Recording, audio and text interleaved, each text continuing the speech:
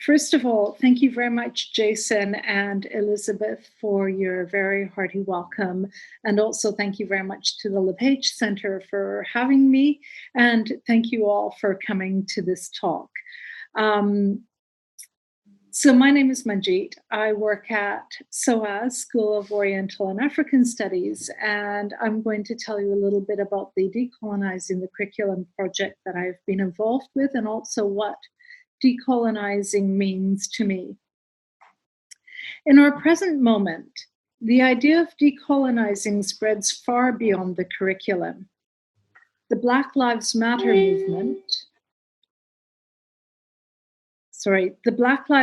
movement against police brutality and the murder of Black people strikes at the very heart of the state and its monopoly on violence. The movement to hold police officers to account for their actions, to defund the police, and to dismantle social, political, and economic structures that maintain racial, gender, and class inequalities is fundamentally a movement to decolonize. It is a movement about changing the structures, attitudes, and practices that perpetuate inequality and oppression.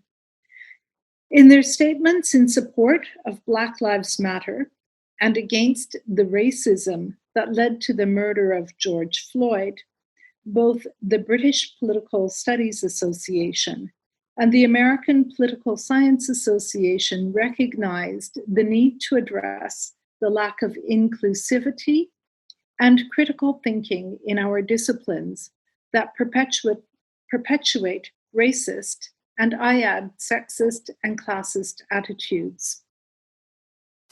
I have put up a slide here of Angela Davis at one of the recent protests and given a brief definition that decolonizing means changing power and knowledge structures to overcome oppression and inequality. The removal of statues and the curation of public spaces to no longer honor men who built their fortunes on racist oppression reflect changing attitudes to power and authority.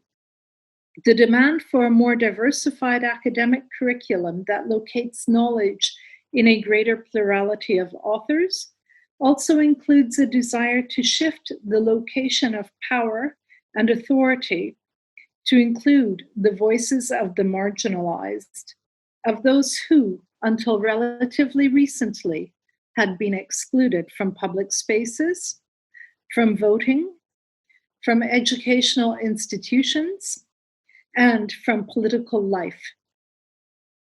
Still, we do not consider these voices as bearing the same weight and authority as the traditional male sources of power.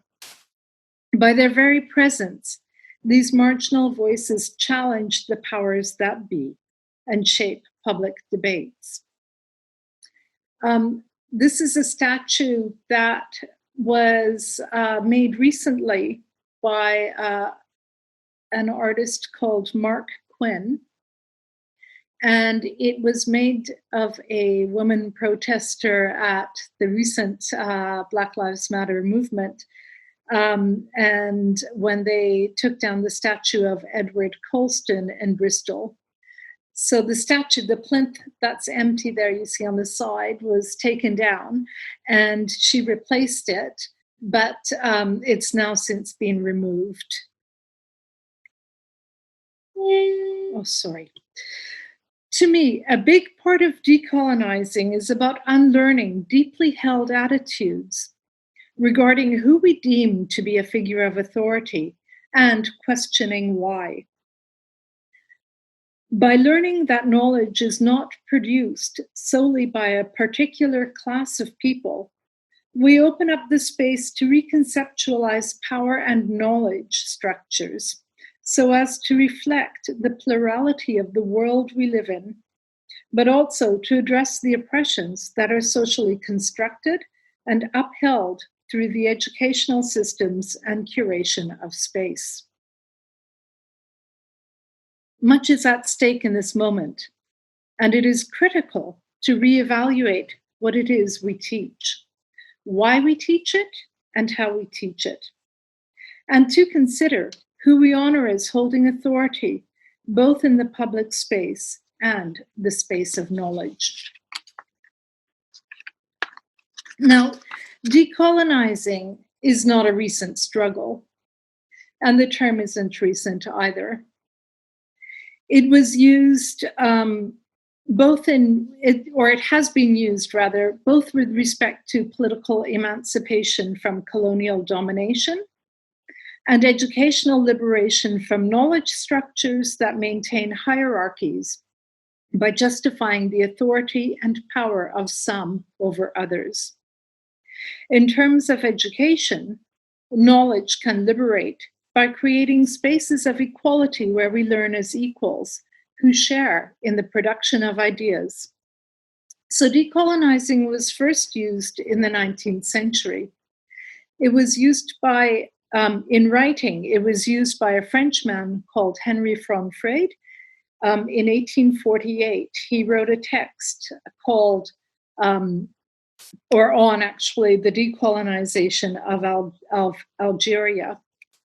So that he used a term in a text he wrote indicates the term had been around in everyday speak, and he formalized it by writing about it.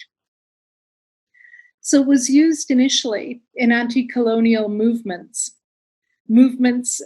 that were about gaining independence from colonial powers, but also about eradicating colonialist power structures and the creation of new ones based on self-rule and self-determination. It was used in the early 20th century at an international conference against imperialism in Brussels and in Bandung in 1955. So there is a conference in Bandung of newly formed republics, newly independent powers in 1955. And here I have a picture of that meeting, or of some of the delegates at that meeting. You can see they're from Indonesia, India, and Guinea. And it was also used prominently by Frantz Fanon, who is on the other side of this picture. And Frantz Fanon was a psychiatrist and a political writer who worked during the war in Algeria, and he treated people who experienced trauma from the violence, and he treated people of both sides of the conflict. He wrote a lot about decolonization and anti-colonialism, and in his work called The Wretched of the Earth, he calls into question the colonial situation. He questions the whole social structure, and he argues that it must change from the bottom up. He also questions the relationship between the colonizer and the colonized, which was a relationship of hierarchy.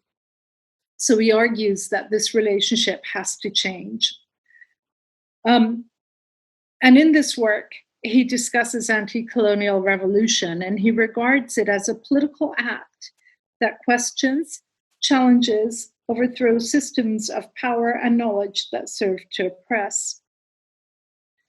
So it's his usage in this particular book, The Wretched of the Earth, that kind of made the term more popular, if you like. So that's a sort of political usage of the term. Later on, the term was used by other thinkers, such as Ali Mazrui, who's an African theorist who taught in the States, and Paulo Freire, who's from Brazil, who's also a theorist who wrote about the pedagogy of the oppressed. These two thinkers reconsidered the role of education in political freedom, and they argued that education has a liberatory potential. And that potential is there when we consider education as teaching us to criticize and question the structures and powers that be in order to free ourselves from the structures that we're in and to think anew and more freely. There's also a book called Decolonizing the Mind by an African writer called Ngugi wa Thiong'o. And so the term, it picked up its own relevance. And in 1948, it was used in university movements in Nigeria, where academics protested the preeminence given to colonial modes of knowledge production. It was also used in the 60s, in the Black Power movement and women's liberation and anti-war movements against the wars in Algeria and Vietnam. It was used in 1968 in Europe, where French students and British students demanded the decolonization of the university. In France, they walked out of universities, and in the UK, they held sit-ins. And it's being used again today. So it's being used in all of these struggles. And today it's being used in the Rhodes Must Fall movement in 2015. That took place initially in Cape Town. So from I think it was the spring 2015 that students demanded that Rhodes must fall in Cape Town, South Africa. And then that movement sort of had its own momentum, and it also connected up to Oxford, where there was a Rhodes must fall there. So in the picture in this slide, you can see the students outside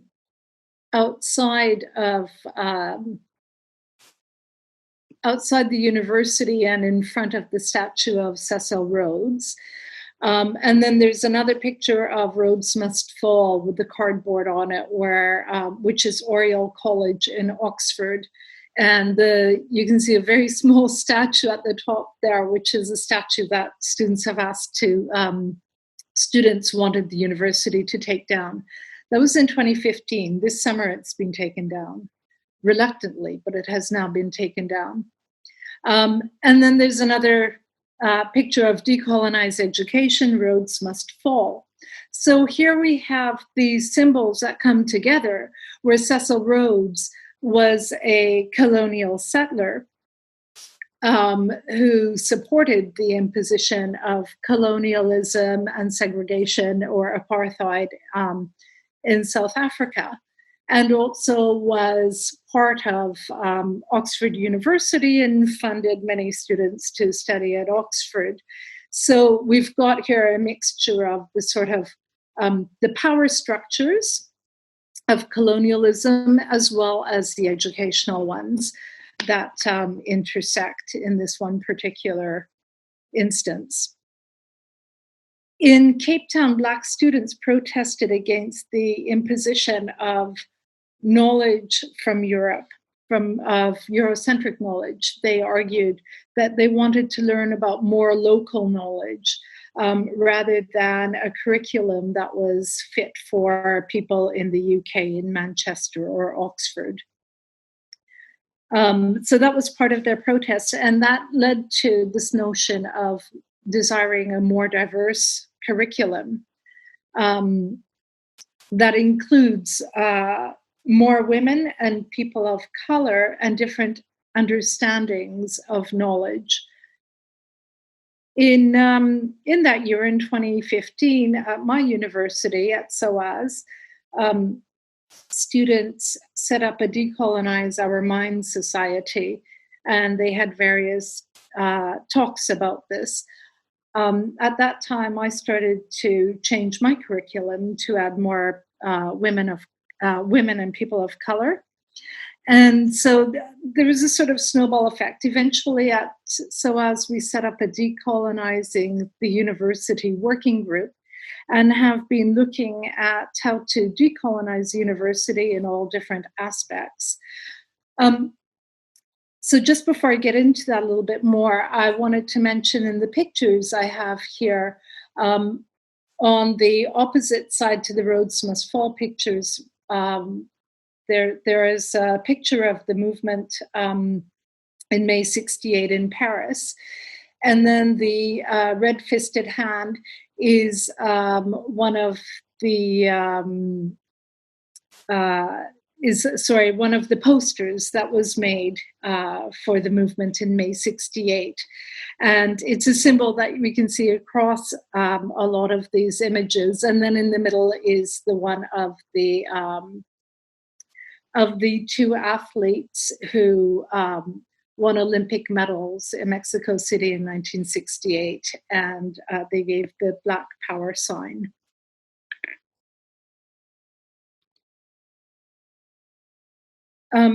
As I said, at SOAS, we have a decolonizing working group, and this picture is of our website, so you can go on there and find out more information about what we're doing. But I like this picture because it's got a picture of Angela Davis in it, but also this is a graffiti that we have in the student bar at SOAS, so it's a good symbol of the sort of decolonizing movement at SOAS.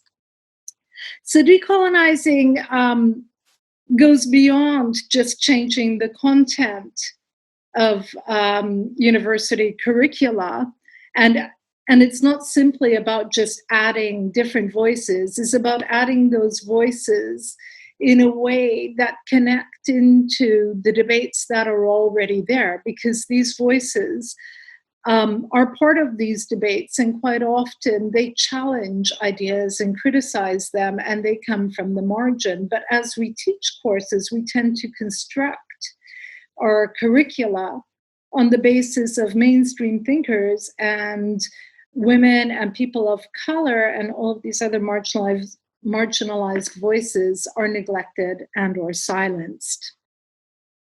So decolonizing is about that in part, but it's also about wider practices across the university, such as changing the classroom dynamic and making the classroom into a transformational and inclusive space.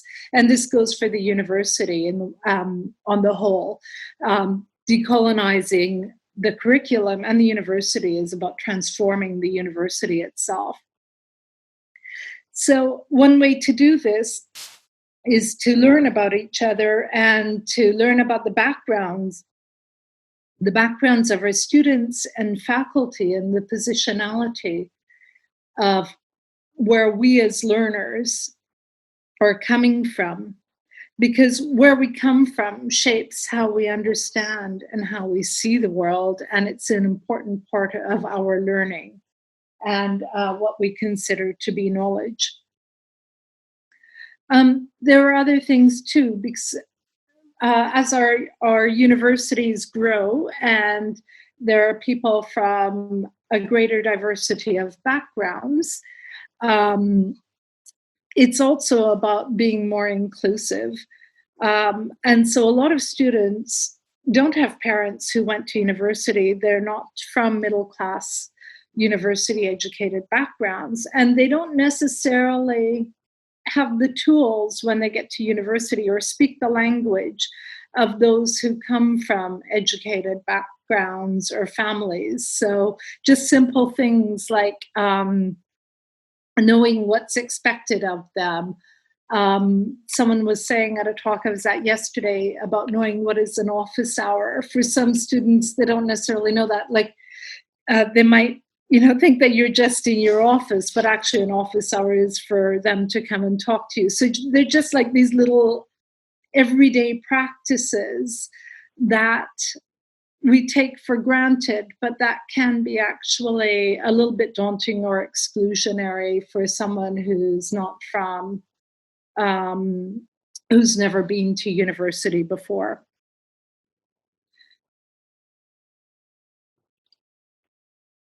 So it is important to be inclusive in our teaching.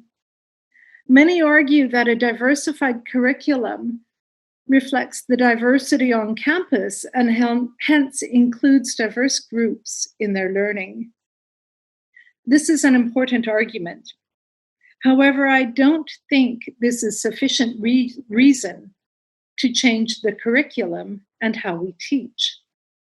In my view, it is important to teach a diverse curriculum because not doing so is to exclude certain forms of knowledge. The question of what constitutes knowledge and who produces it is far more prescient. Of course, we can't include everything. We can't include everything, and we have to choose. And this is always political. But at least we can broaden the depth and the scope of the knowledge we choose to learn with. And here I say with, since we participate in our learning as subjects rather than passive objects who observe and absorb an objective reality and truth that is out there. By considering students as active participants in their learning, we can change the classroom dynamic to be one of learning together, where each person brings their perspective, experience, and recognizes that of others, that all can engage together in learning with and from each other. The way they read texts, understand ideas, see the world, navigate space and architecture constitute how they construct their learning and develop their own language. I don't mean to sound relativist. In my view, rather than teach ideas through a particular set of thinkers, which over time has become canonized and which frames how we read thinkers, I think it is important to think how key concepts are conceptualized differently by a diversity of writers who understand these core ideas in divergent manners. In this way, we provide the tools with which students can see ideas from different perspectives. They can then use this to think critically and freely. We can create a more positive learning space by acknowledging our own positionalities and recognizing our equality. This will help break down barriers in the classroom between students, as well as between professor and students. We should engage students in their learning and have a positive effect on how they see the world and its structures. Let me conclude with some thoughts from bell hooks. To bell hooks, theory is liberating, and learning is a critical activity. Rather than remember, reproduce, and learn by rote, we should question and criticize. By engaging in our learning through critical reflection, we allow it to free us, not to discipline us. Thank you. I've also put up some websites, actually, of places in the UK, universities. The LSE has a Decolonizing LSE collective, and there's another one at Kent and another one at Cambridge. So I've put these links up if you're interested in finding out more. But thank you very much.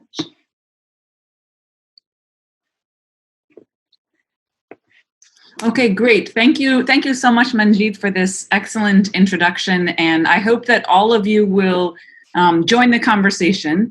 I'm just going to start, asking a few questions. Feel free to please raise your hand and then we will call on you. Those who are unfamiliar with that feature, it's at the bottom of your screen. If you click on participants, you'll see the option to raise your hand. So Manjeet, I guess the first question I have for you is, I like the way you framed the sort of history of this moment, that this moment is kind of part of a longer historical trajectory, and you brought us back to 1968. So that kind of has me wondering, what is different about this current moment, these current demands, right? What makes this moment, is this just an unfulfilled project, or are there new kind of questions and issues and demands? Which relates to my second question, which is, what exactly is the difference between diversifying the curriculum and decolonizing the curriculum? This leads me to another question that I have about critiques. I know. I just want to get all my questions out there because just might as well put it all on the table. So my question is, there are critiques and critics of this whole decolonizing the curriculum. Some are perhaps, how shall I put it, less serious than others. For example, Donald Trump recently has said that, any school that's using the 1619 project in teaching is going to be defunded because this is un-American. maybe, I mean, you might want to address that. I know you have similar critiques in London, but the more serious critique, I think, comes from Indigenous scholars who have said decolonization is not a metaphor, and that there's something very particular. And so what does it mean to decolonize in the United States context? What does it mean to decolonize universities that sit on stolen lands, right? So there's this deeper question that's being posed to what some see as a radical project and others from this Indigenous history perspective see as, so long as you're talking about this within the context of universities that sit on stolen lands, decolonization is being used as a metaphor for liberation or a metaphor for something else, but that the particularities of the project are not being sufficiently kind of dealt with. So that's just a few questions I wanted to throw out there for you. Please, if you have a question in the audience, raise your hand, and we will keep track of hands raised, and we'd love to field all of your questions. So, Manjeet. Thank you very much for those questions. So what is new about this moment? I think that it is a bit of an unfulfilled history or trajectory, if you like. I think it's an ongoing thing. What is new about it is obviously the new context that we're in. And I think after the election of Obama, there was a lot of talk about being in a post-racial world. And then Trump was elected, and so that seemed to collapse. But also the structures and the ideas that are taught, although they've changed and we have new thinkers that have come along, the curriculum hasn't really changed that much to include a lot of the marginalized voices. And I think that we haven't actually treated a lot of or dealt with the deep racism and intersecting with the sexism and classism in our society. I think it's still there. And we haven't actually come to terms with it. I think we thought we did because we had a Black man in power, or as president, but there are still a lot more. But at the same time, it's also changing.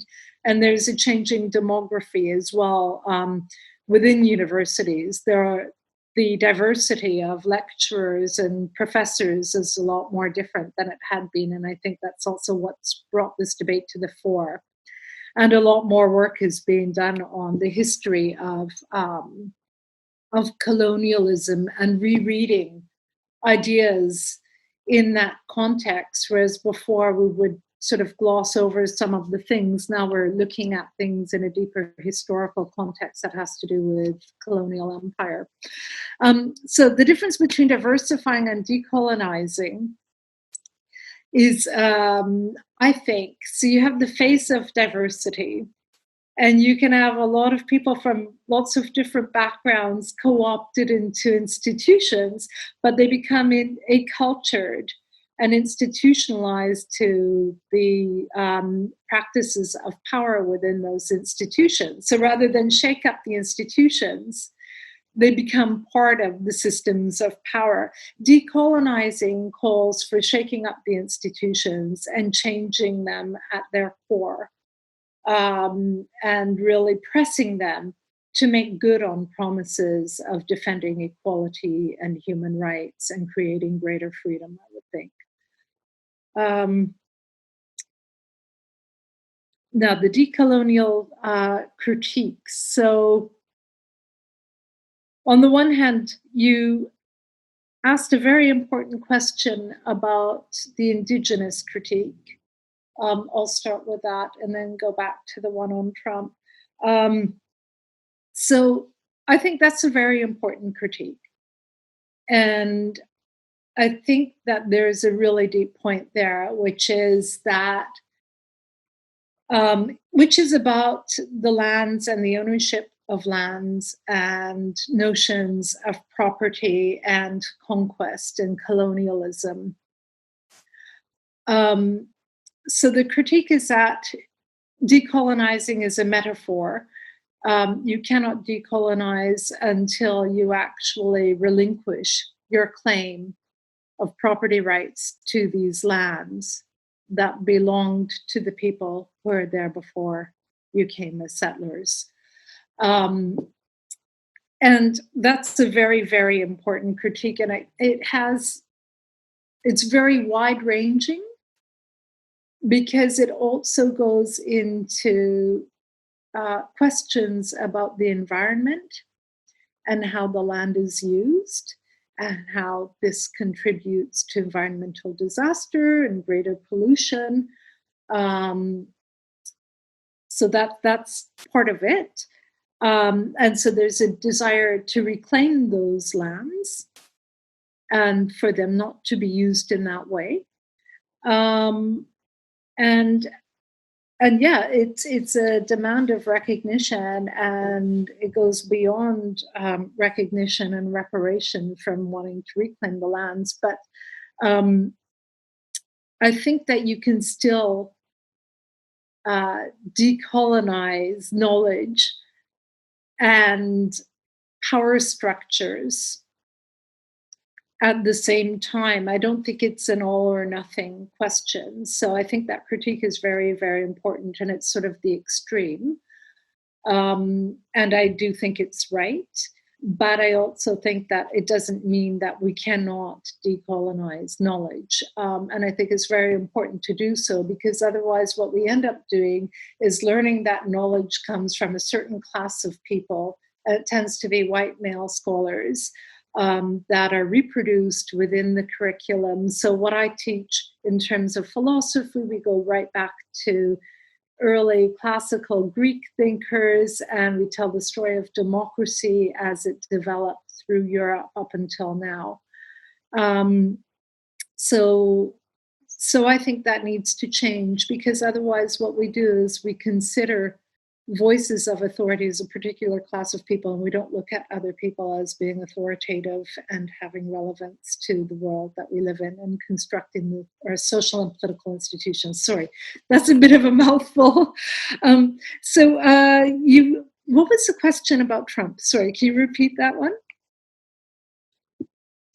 It's just a question, the critique that decolonizing or diversifying the curriculum in this case is un-American, right? The critique of the 1619 project is that it's un-American to bring these ugly stories into the center of our national narrative, and it's unpatriotic, and that somehow it's a threat to the Republic. It is a threat to the Republic. It's a historical narrative that pulls out a past about hierarchy, violence, and inequality, and that challenges the powers that be. And so, yes, Trump will defend his position, but his is a position of wanting to maintain power structures and using history to do so, and legislating on it. So by saying you cannot teach a history that is there is an exercise of power and silencing, and decolonizing is all about going against that silencing and bringing out the histories that are there and the ugly pasts on which American society has been built. So we love to hear. I was going to say the 1619 project is a really great project, by the way. Okay, we'd love to hear from members of our audience if you have questions, theoretical or practical. When we talk about this question of decolonizing the curriculum, we always have the theory of what are we talking about, what does it mean, and then we have the question of practice. Well, how do you actually implement this project? What does that look like? What does it mean to decolonize a curriculum? What does it mean to shake up an institution? So I think what's interesting about Manjeet's work is that she's bridging the gap between theory and practice. But we'd love to hear it from all of you if you have questions, thoughts. Yay, I see hands going up, so I'm going to see them. I'm going to call the names as they pop up on my screen. I apologize if I'm out of order. So, Alfonso Martinez Fons.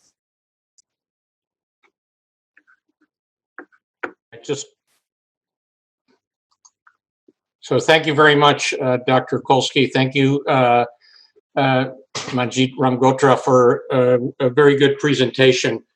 I have a combination question, so to speak. Historically, obviously, it has been winners who write history, right? I mean, that's pretty much of a fact. And we have always had, when I say winners and losers, it's someone who defeats someone else. I mean, history goes back millions of years, and that's what we know about it. I mean, we're talking about before Christ era. We have histories, whether it's about the Jews, the Greeks, the Romans, the whatever. Wouldn't it be better to try to put that into context of the fact that there is sort of another story? I happen to be a Cuban refugee. I came to this country at the age of 11. What all Americans call the Spanish-American War, we called the War of Independence. The Cubans had been fighting for 30 years. Teddy Roosevelt, who I happen to love, rode down San Juan Hill, spent 6 months in Cuba, and gets all the credit. I understand that there's two sides to the story. Why can't we just teach both sides of the story? I think that's actually a really good way of putting it. And I think you're right. We can teach both sides of the story. There's a dialectic going on, right? Between, as you say, the winner, which might have been the colonizer in Fanon's terms, and the loser, the colonized. So the oppressor and the oppressed. And there is definitely a clash and a dialectic going on between them. And when they confront each other, it can be quite violent. And there are always two perspectives. I also think that this notion about, we do teach the winners' voices more so at universities, and it's the losers' voices that are silenced and marginalized. So, and you can also say the same thing about women. Women have been writing about women's rights for many hundreds of years, but we don't hear those voices. We only learn that feminism is something of the 20th century, when actually Mary Wollstonecraft was writing in the 18th century, and there were Christine Pizan during the medieval period. So no, I fully agree with you. I think and that's the interesting thing, is to have that dialectic, because you've got the critical voices and the ones who have power, and you can uncover the debates that are there. And that's really intellectually interesting, but also very fruitful in terms of how we construct knowledge. Thanks for that question. It's great. Okay, so I see Marcus Cruiser. Okay. Hi, thanks very much for the presentation. I was just wondering whether you could give us sort of like a hands-on concrete example of what a decolonizing curriculum looks like. I mean, so your institution went through it. Who were the forces that opposed it, right? What were the changes that were advocated? And on the assumption that you were successful in decolonializing, what consequences did it have for how students learned, how they sort of ended up seeing things in a new light? Really great questions. Thank you very much. So I think there are a lot of challenges. And one is actually from people who've been teaching for a long time, and they've been teaching a certain set of ideas. And they're the ideas that they learned when they were at university, and they've reproduced albeit with maybe some updated material and whatnot. And they're teaching that. So there's resistance in changing, because it means you have to go out and look for new resources and change everything. So it takes a lot more work. I just started doing it because I was interested in doing it. And what I did was I did it little by little. So I actually began by adding a few women's voices to my curriculum. And then I was teaching with someone else, and we added Fanon and Gandhi. And then as we went on, we started adding more and more people and taking out other ones that we had, because you only have a 20-week course, so you can't teach everything. And so it was an ongoing project that took about 4 or 5 years, and it still takes some work. Like it's every year it's a question of how are we going to curate this. So there was some resistance there within the university. There is resistance of people who just don't want to change what they've been teaching because they think this is the right set of knowledge to be teaching, and it's also something that is repeated within the sector. So other universities, if you're going to have a BA in a particular subject, you have to teach certain things. So there's that sort of resistance. And I would think it comes from a variety of people within the university, just depending on how open they are to actually changing things and developing knowledge. Now, it has changed. Students really like it. There has been some effect on their learning because they are more engaged in it. They're more interested in reading some of the material we're reading, so they don't want to read. Like every year they'd be like, why are we reading people who have been dead for 2,000 years or 500 years? So they want to read a little bit more contemporary things about the histories that we were talking about with regard to colonialism. And the other thing that we've done is to anonymize marking, and that's helped in terms of the awarding gap. Or the attainment gap, rather. So marks have gone up since marking has been anonymized. I hope I've answered all of your questions. Kyle Skripko, I saw your hand up. So I think my question might have been similar to Marcus's question,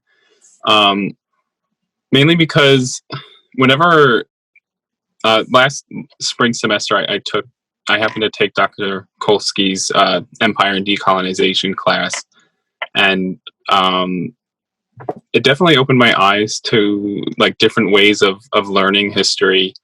And whenever I try to talk with like either family members or friends about it, like a common criticism is like, oh, you're just like learning like the wrong history, which kind of makes me feel like I'm learning something good and new that that hasn't really been taught. But one of the things that I've noticed with like the struggles for like decolonization is like this idea of like, where do you look to next, and like where do you move forward to after you have like successfully decolonized? I think that ends up being a big question.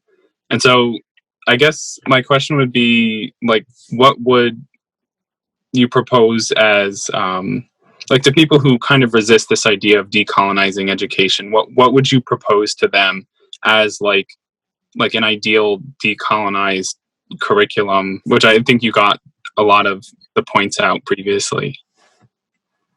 Well, I would propose, so first of all, I think decolonizing is never something that gets set in stone, because once you've set it in stone, it's no longer decolonizing. So it's always an ongoing process.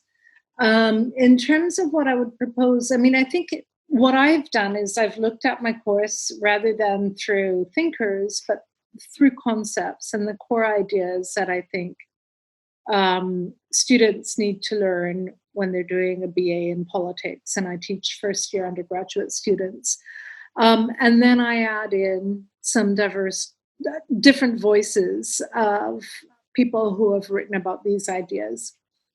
So one of the classes I teach is what is politics? What are the boundaries of the political? And I've added to that Aristotle, who is traditionally taught on what is politics, and bell hooks, who's an American feminist political theorist or philosopher. She's a contemporary thinker.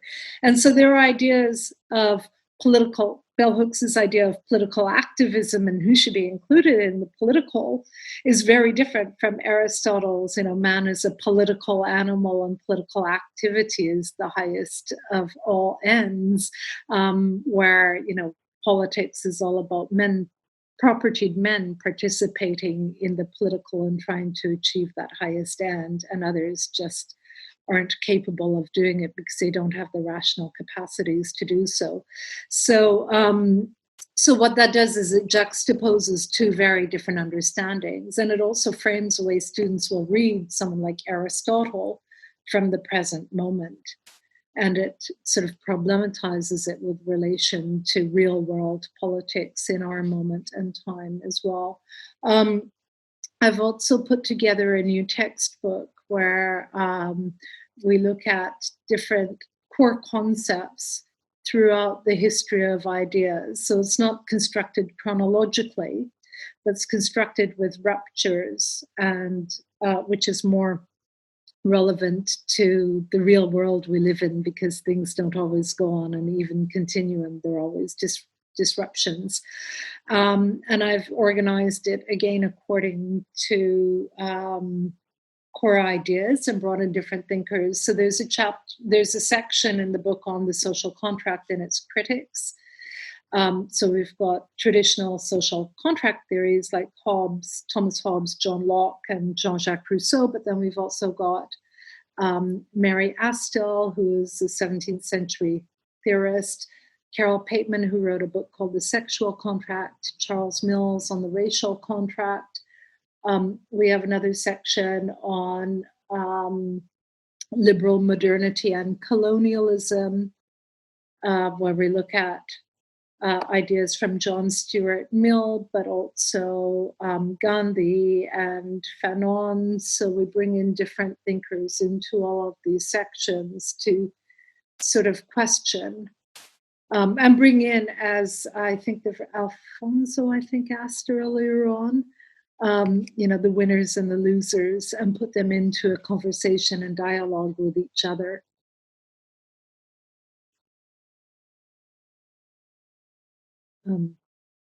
Thank you. I think Jason has a question. I'm looking at time. It is 1:27. We're very timely with our meetings. That said, we may carry forward a few minutes. I know there's a lot of you, and we don't want to cut anybody else off who might have a question.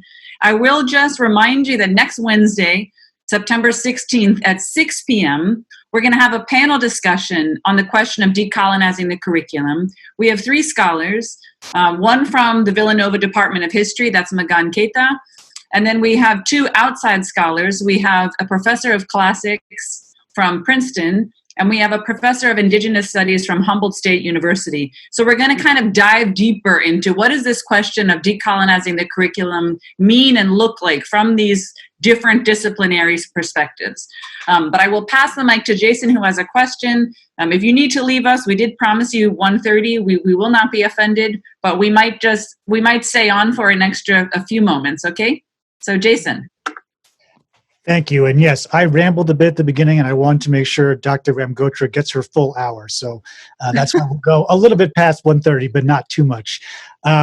Thank you so much for your passion, your eloquence. I'm really enjoying this. A lot to think about. One question that's on my mind. You talked about decolonizing the university and particularly shaking up the institution at its core. A little bit of a controversial question, perhaps, but how does that affect tenure? So tenure is a sort of thing that is very at its core for universities, and it can also be a way that people can perpetuate systems, not change their syllabus. It can be a way that change gets slowed down or obscured or blocked. What's your vision for that? Does that have a role in this decolonizing process? Is tenure a legacy from colonialism? And if so, how do we reckon with that? And also keeping in mind the things that tenure protects and enables and allows, which are good and positive and that we want. Yeah, that's a really difficult question. It's a fantastic question, but not being in the American system right now, It's not something I've thought of, but I do know that at SOAS, it has become the decolonizing element and developing a more inclusive way of teaching and taking a sort of more,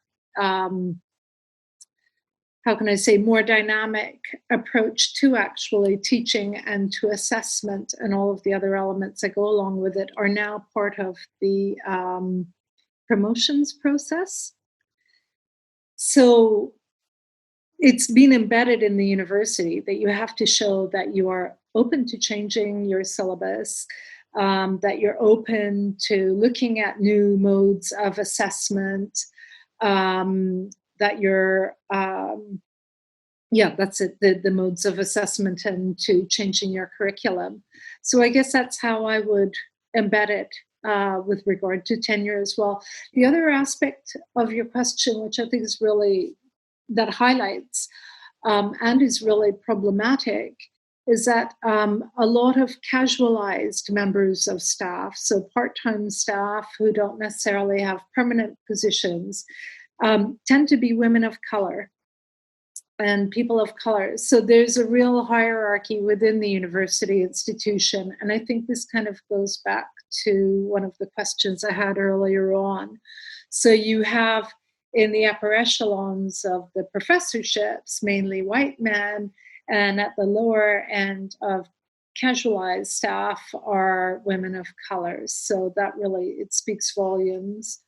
And right now we're going through a difficult moment with COVID, where universities are facing problems with funding, and they're having to let go of people, and it tends to be the people in the bottom ranks.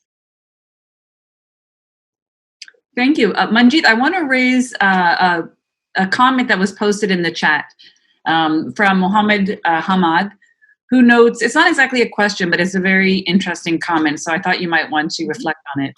So he writes, a decolonized curriculum should also allow students to draw connections between historical and modern cases of colonialism, the struggle of the Native Americans, Hawaiians, Palestinians, the Rohingya Muslims, the indigenous people of the Amazon, Turtle Island, are all current struggles that can be contextualized with historical events and colonial templates. So I thought that was an interesting point, right? That colonialism isn't just a legacy of the past. It's we are living in an ongoing moment of where colonialism continues to define politics in different parts of the world. Maybe not in the old European colonizing others, but other forms of colonialism. Yeah, no, I think that's absolutely right. And I think that we still live with the colonialist structures, right? What people call neocolonialism. And I think this ties in with your very first question. There's this historical trajectory, but is it ongoing? And it is. The struggle is ongoing. And I think part of why we still have those structures has to do with the structure of capitalism and the exploitation of natural resources, and where these are manufactured, and the whole market dynamic that comes in with it. So, and I think that's a really important question too, about the struggles, the contemporary struggles today. Thank you. Do we have any more comments, questions, thoughts that anyone might like to pose to Manjeet before we bid her farewell? Yes, Mercedes.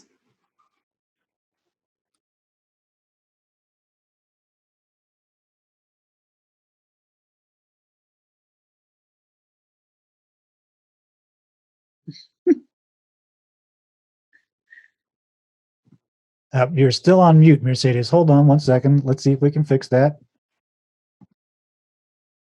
You should be able to unmute yourself.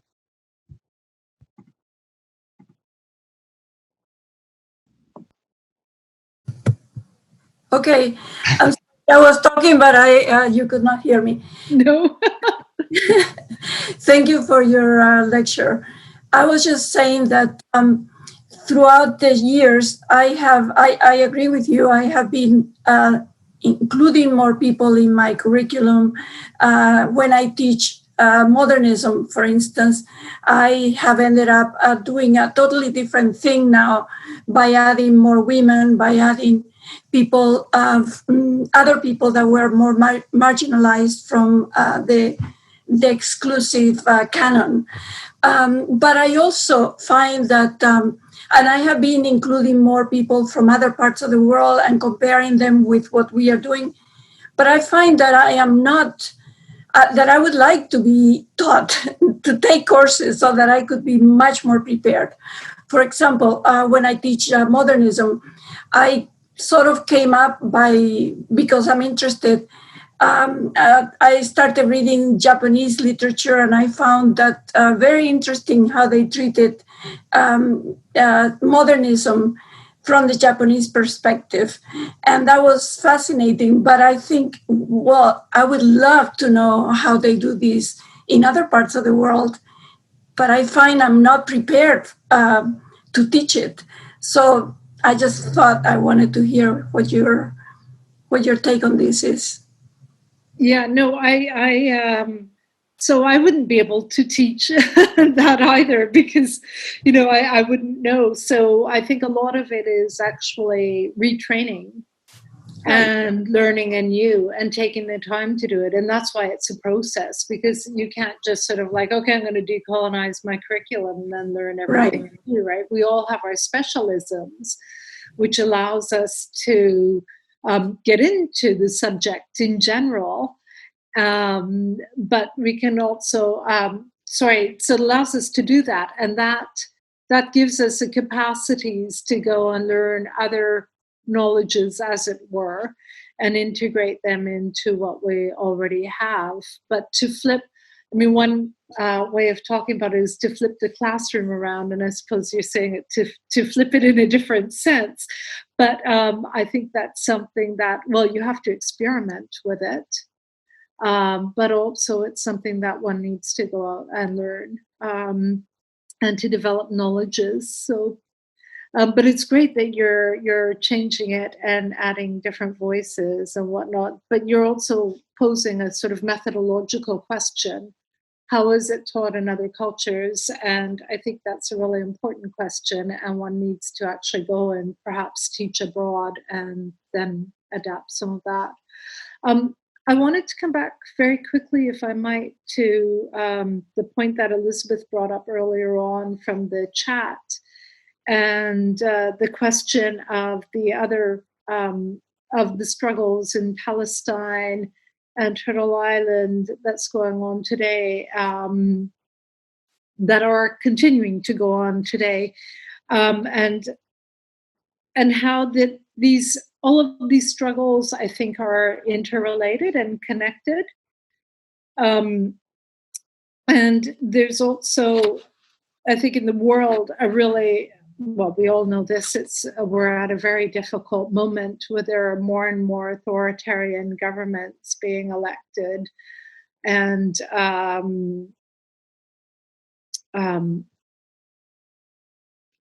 more and more authoritarian governments, but also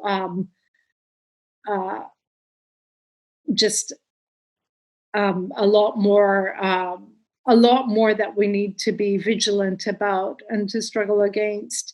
I'm sorry, I lost my train of thought. I was going to come back just to say how these are so apartheid in South Africa is connected with apartheid in Palestine and Israel, and also the struggle of Black people is connected with the struggle of Dalits in India. And so I think all of these struggles are connected. And we're also at a moment where power has become more authoritarian, and there is a lot more at stake in the present moment, is what I wanted to say. Okay, so on that note, I will extend a hearty thank you to Manjeet for joining us today from London and starting what is going to be an ongoing conversation. We really hope you'll join us next Wednesday, 6 p.m. Eastern Standard Time. We'll have a panel of speakers Then the following Wednesday, we're going to be back in this more informal format, kind of breaking down, debriefing, talking about these prior to events. So mark us on your calendars. Wednesday at LePage is where you need to be. Okay, I hope you all have a great day, and I hope to see you next Wednesday.